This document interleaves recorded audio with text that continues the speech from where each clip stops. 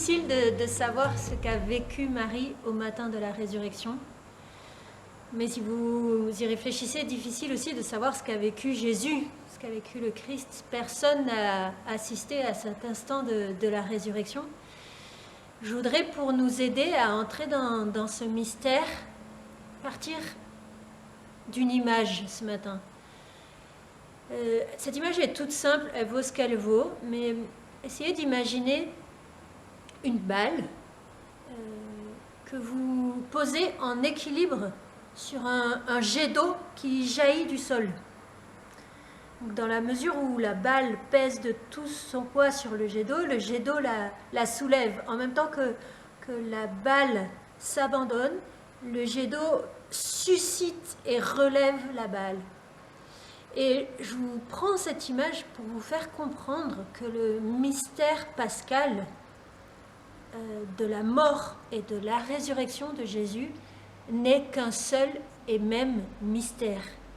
Ce mystère pascal, c'est le mystère du Fils qui est totalement abandonné entre les bras du Père, qui pèse de tout son poids sur le cœur et les entrailles du Père, et que le Père relève de tout son amour et ressuscite de tout son amour, comme cette balle et ce jet d'eau. Et en fait, dans ce mystère pascal, nous retrouvons l'unique et même mystère qui se vit de toute éternité et pour l'éternité au sein de la Trinité, qui est le mystère de l'engendrement éternel du Fils par le Père dans l'Esprit.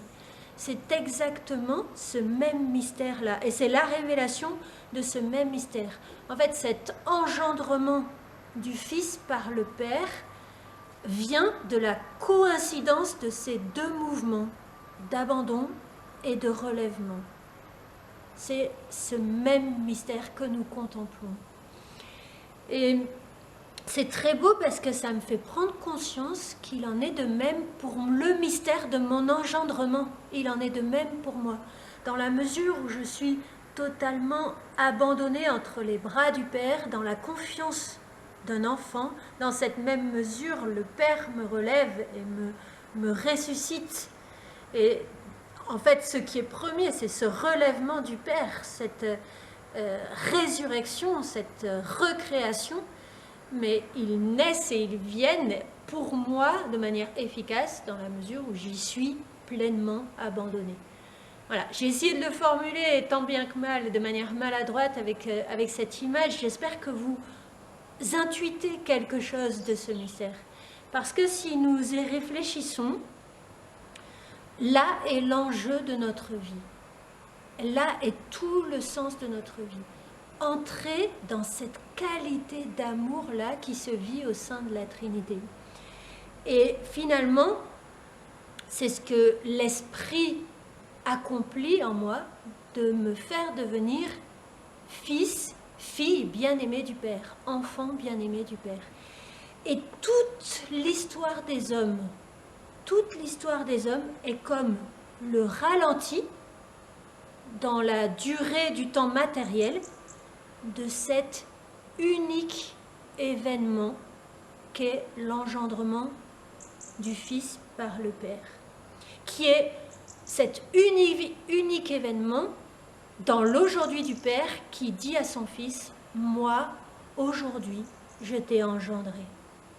Chaque instant de mon histoire, chaque instant de l'histoire de l'humanité n'a de sens qu'en relation avec cet événement premier, fondateur, essentiel, qui est finalement l'unique événement, on ne peut même pas dire de l'histoire, hors du temps. Et lorsque les temps seront écoulés, lorsque nous arriverons à l'accomplissement, à la fin des temps, eh bien, l'histoire de l'humanité, notre histoire, apparaîtra dans son entier comme l'expression même de l'amour du Père victorieux dans le Christ. Et c'est magnifique, c'est chavirant de pouvoir réaliser qu'en fait, la plénitude de sens de mon histoire et de l'histoire des hommes repose déjà dans l'éternité au sein de la Trinité. C'est un petit peu ce que nous dit saint Paul dans la lettre aux Éphésiens quand il prie pour les Éphésiens et qu'il prie pour chacun et chacune d'entre nous et que cette prière vraiment puisse nous rejoindre aujourd'hui. La lettre aux Éphésiens au chapitre 1, verset 17 et suivant nous dit ceci, c'est Paul qui parle et qui prie. Daigne le Dieu de notre Seigneur Jésus-Christ, ouvrez bien les yeux et les oreilles de votre cœur, contemplez bien cette parole vraiment, écoutez-la au plus profond. Daigne le Dieu de notre Seigneur Jésus-Christ, le Père de la gloire, vous donner un esprit de sagesse et de révélation qui vous le fasse vraiment connaître. Puisse-t-il illuminer les yeux de votre cœur pour vous faire voir quelle espérance vous ouvre son appel, quel trésor de gloire renferme son héritage parmi les saints et quelle extraordinaire grandeur sa puissance revêt pour nous, les croyants, selon la vigueur de sa force qu'il a déployée dans la personne du Christ, le ressuscitant d'entre les morts et le faisant siéger à sa droite dans les cieux, bien au-dessus de toute principauté, puissance, vertu, seigneurie et de tout autre nom qui se pourra nommer, non seulement dans ce siècle-ci, mais dans le siècle à venir.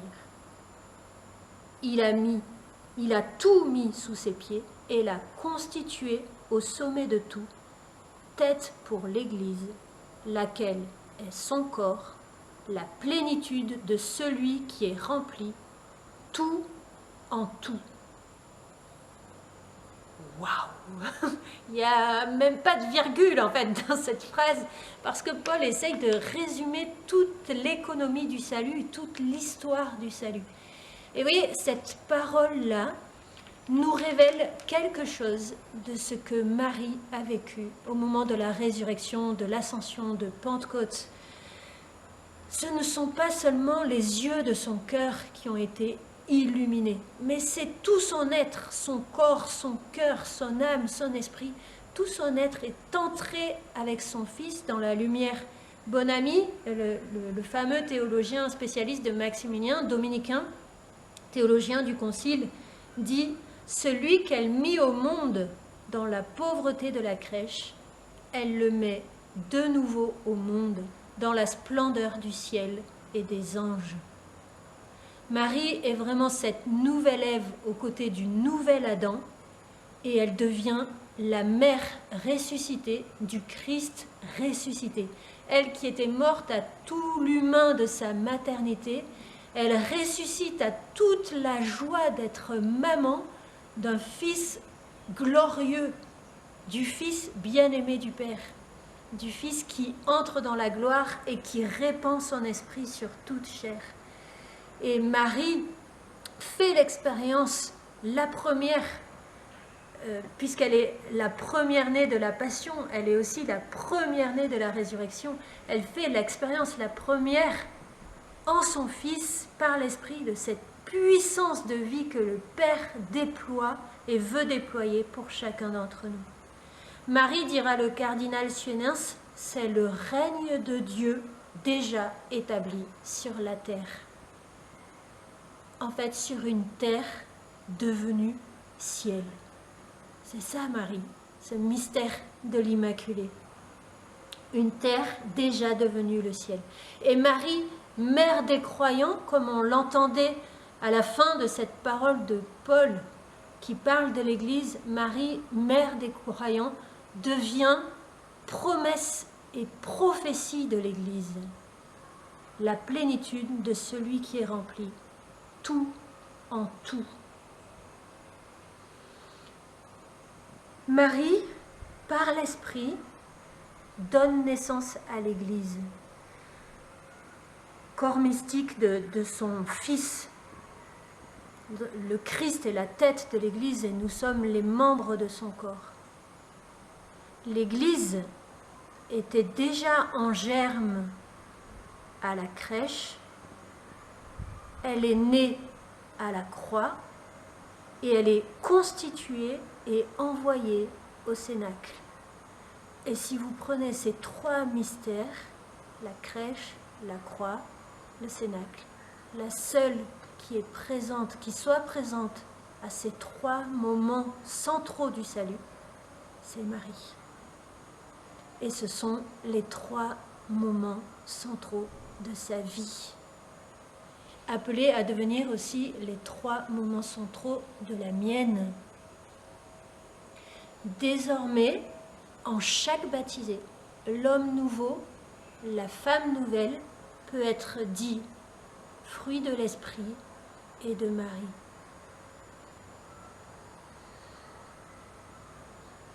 Vous voyez, je reprends cette image que je vous ai donnée au début de la balle, du jet d'eau. Je suis appelée à vivre en Marie, mère des croyants, cet abandon confiant. Jésus a été aussi abandonné entre les bras de Marie qu'entre les bras de la croix, parce que pour lui c'est le même mystère, il est à chaque instant abandonné entre les bras du Père. Et c'est cette invitation qu'il nous lance pour devenir véritablement fils. Abandonne-toi entre les mains de Marie, dans les temps de joie, dans les temps d'épreuve. Tu es dans les bras de Marie, tu es dans les bras du Père, tu es mon enfant bien-aimé. Défi magnifique aujourd'hui à vivre. Tu t'allonges, les bras en croix, dans la paix, le silence, tu débranches tout autour de toi, que tu puisses vraiment vivre ce temps d'abandon confiant sans être dérangé.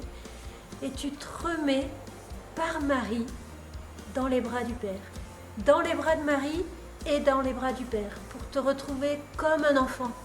Ainsi que le dit le psaume 130. Non, mais je tiens mon âme en paix et silence. Mon âme est en moi comme un enfant, comme un petit enfant contre sa mère. Voilà, remets ta vie entièrement entre les bras du Père. Livre-toi dans un abandon confiant, confiant, confiant.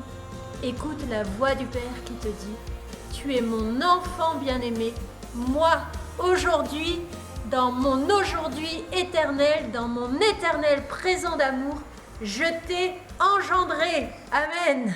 À demain.